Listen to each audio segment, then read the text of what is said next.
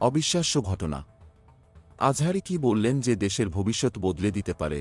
আপনি কি জানেন, বাংলাদেশের রাজনীতি এখন এমন এক মুহূর্তে পৌঁছেছে যা পুরো দেশকে চমকে দিয়েছে। ৫ আগস্টের পর থেকে শুরু হওয়া আওয়ামী লীগ নেতাদের বাড়ি ভাঙচুর, অগ্নিসংযোগ এবং মারধরের ঘটনা তো এখন সবাই জানে। কিন্তু এরপর কি ঘটেছে জানলে আপনার রীতিমতো শ্বাস আটকে যাবে। এবার সাবেক প্রধানমন্ত্রী শেখ হাসিনা ঘোষণা দিলেন, বাংলাদেশ ছাত্রলীগের উদ্দেশ্যে ভাষণ দেবেন। আর এরপরেই বিপ্লবী ছাত্র জনতা পুরো পরিস্থিতিকে উল্টে দিল। তারা প্রতিবাদ করতে বঙ্গবন্ধু শেখ মুজিবুর রহমানের ঐতিহাসিক বাড়ি ধানমন্ডি ৩-২ নম্বরে ভাঙচুর করে ফেলল।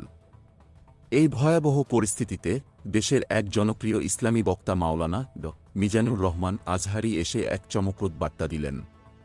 তিনি বললেন, মোমোক্রেসি, মোবাইল গণতন্ত্র দেশের অস্থিতিশীলতা আরও বাড়াতে পারে, তাই এখনই থামুন।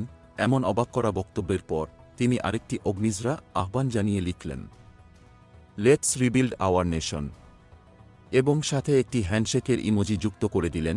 তার পোস্টের কমেন্ট সেকশনে আরও ভয়াবহ সতর্কতা, এমন অদূরদর্শী মনোভাবের মধ্যে যেন আমরা না হারিয়ে যাই, যা আমাদের এগিয়ে যাওয়ার পথে বাধা সৃষ্টি করতে পারে।